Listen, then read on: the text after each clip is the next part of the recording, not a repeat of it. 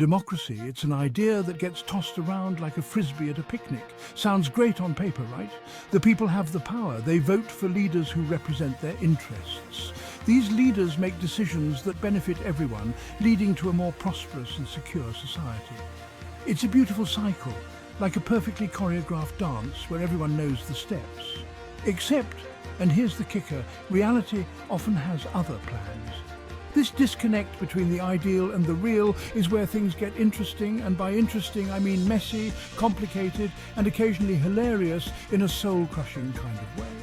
So buckle up, because we're about to take a deep dive into the wild world of democracy, where the promises are big, the players are even bigger, and the outcomes are about as predictable as a toddler in a room full of red buttons that say, "Do not push."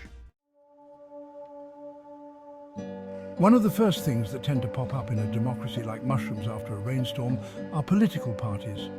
These entities, often colourful and loud, become the lifeblood of democratic engagement, drawing people in with promises of change and progress.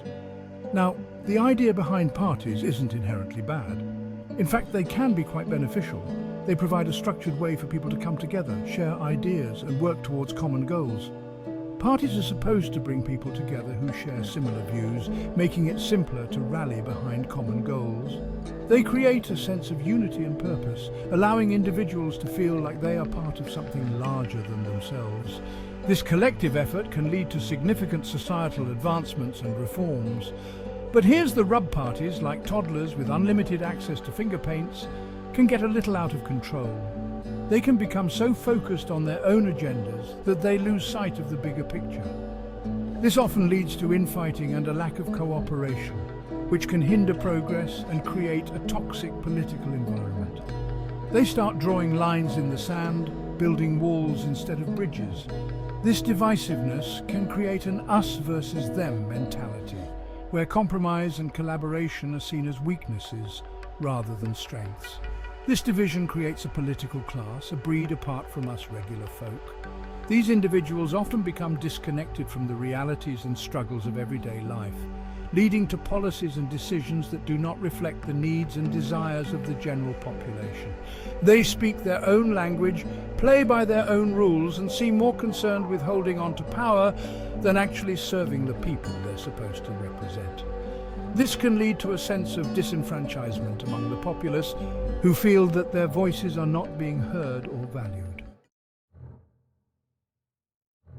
Now, let's talk about lobbyists.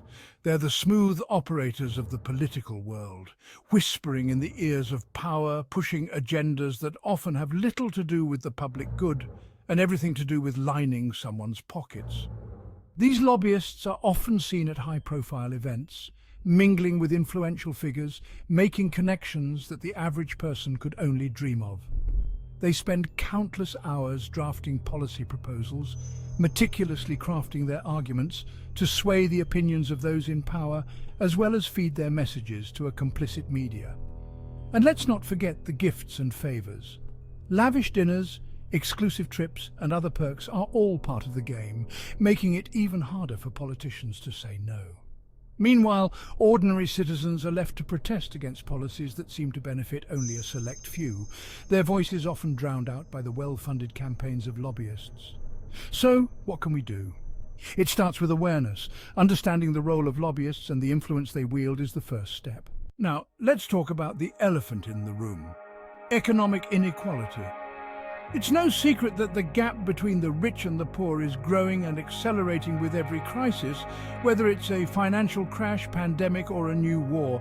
We live in a world where a handful of individuals have more wealth than entire countries, while millions struggle to put food on the table. This economic disparity breeds resentment, frustration, and a sense of betrayal.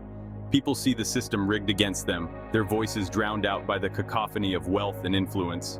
This sense of discontent creates fertile ground for populism, a political force that often exploits these frustrations, offering simplistic solutions to complex problems. The populist surge, a cry for change. Populism is a tricky beast.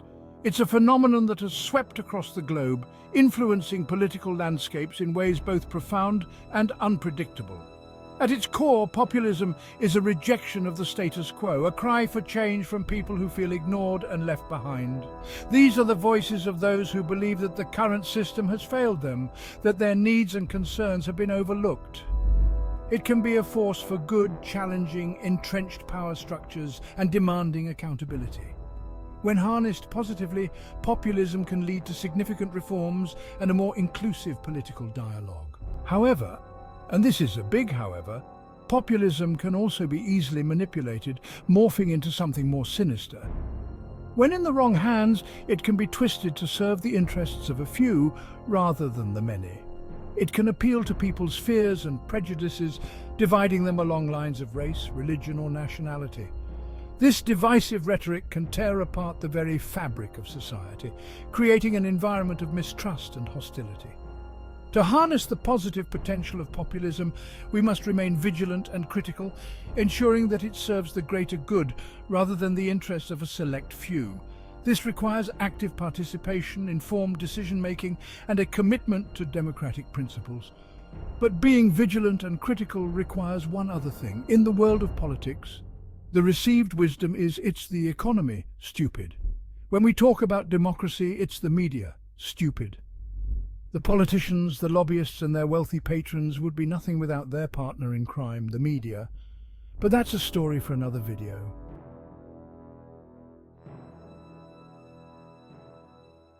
Join the conversation at Fair Observer and subscribe to our YouTube channel.